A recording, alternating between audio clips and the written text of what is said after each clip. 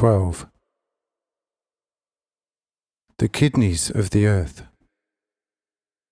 18th January, 1847.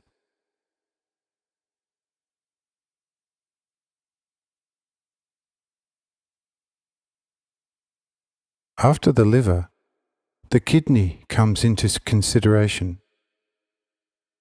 This part of the viscera is in three respects a very noteworthy tool of life in the animal organism,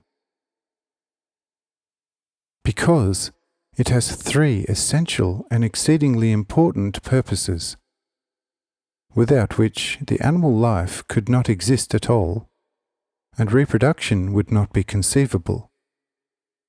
Just as also every being without this visceral piece could never think itself into a happy mindset,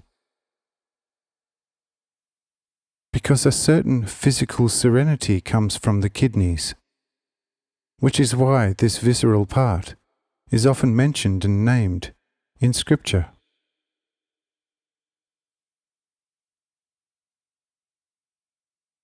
Therefore, this part of the intestine, first of all, has the function of taking up the water that has been drained from the liver and is unfit for the life of the organism, absorbs what is still useful for life from the water, and transports the completely useless part of the water into the urinary bladder.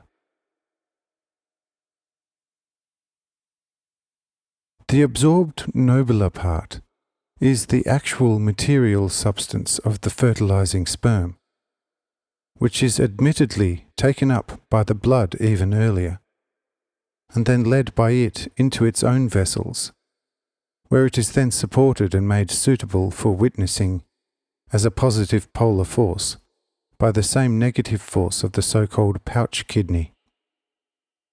This is therefore a second important process. The third, even more important function of this part of the viscera consists, as already mentioned, in the fact that this part of the viscera is very intimately connected with the heart, lungs, stomach, spleen, and liver through its own very small and more hidden vessels, and therefore, from a more spiritual point of view, as long as a human being or an animal is alive, it serves the soul in a certain way as a temporary shelter necessary for procreation.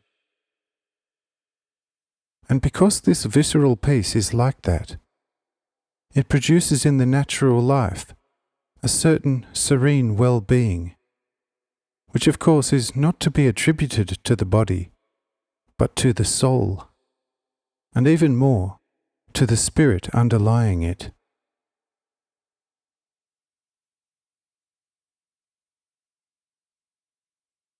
Who does not remember, who has ever practiced sexual intercourse, how this has spread in him through his whole organism an exceedingly blissful feeling and an exceedingly delightful well-being?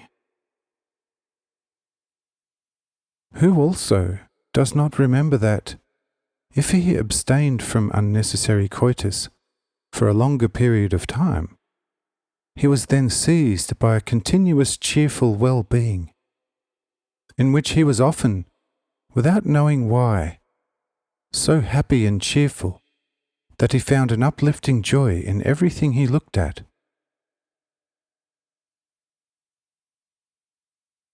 All this is physically prepared in the kidney. Therefore, this piece of viscera also has the appearance of a well-prepared cushion, and one could say, "Behold, there is a pleasant soft seat. On this one can rest well." Thus, as far as physical happiness is concerned, this piece of intestine ensures that the soul, which is otherwise active only in the heart and head, has a certain resting place here, and, as one is wont to say, sometimes lets itself be quite well there.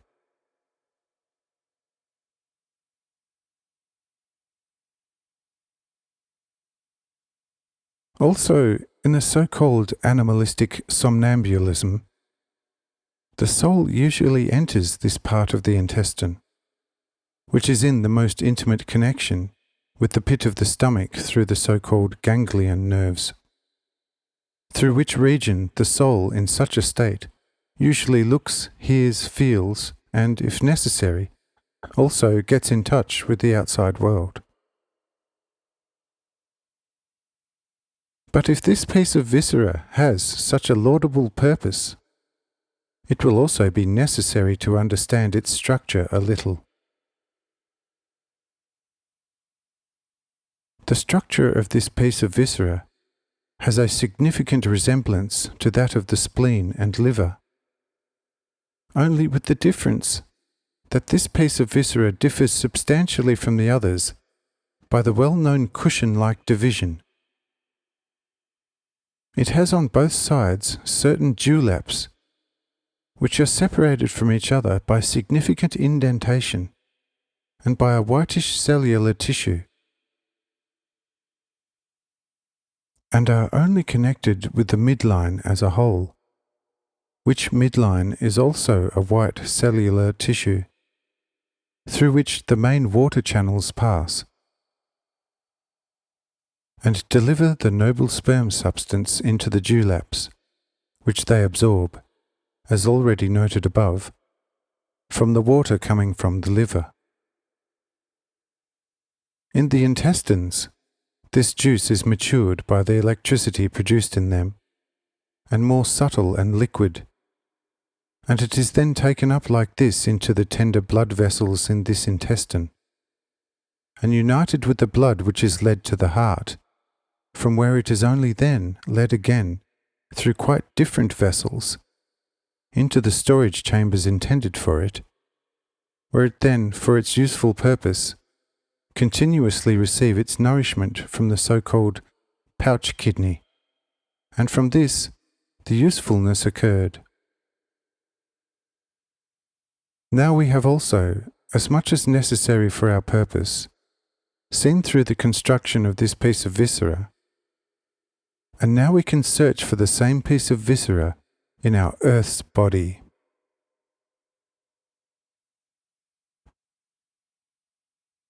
This piece of viscera lies far south, thus somewhat beyond the equator of the earth, and therefore closer to the South Pole than to the North Pole. This piece of intestine of the earth has a significant resemblance to the same piece of intestine of a sow, and even more with that of an elephant, which basically also belongs to the family of pigs. This piece of viscera has in the earth almost exactly the same purpose as in the animals. It is firstly the basic source from which the whole sea draws its water, and from which also gradually all water on the surface of the earth comes. Of course, before the sea comes, the earth still has a lot of urine bladders, which are mostly located in the outer earth, which can be called the earth's skin, and in the second solid earth as very large water basins, some of which are larger than a whole part of the world, such as Europe. From these great earth urine bladders, only then the sea and the other waters of the solid land get their nourishment, and their always equal increase of water. This is the first activity of this visceral part of the earth.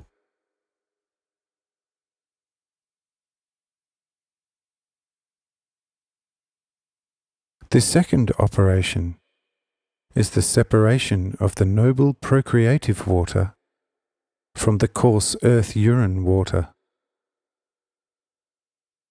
This noble procreative water then does not immediately rise to the surface of the earth, but is first returned to the heart of the earth, as in the case of animals.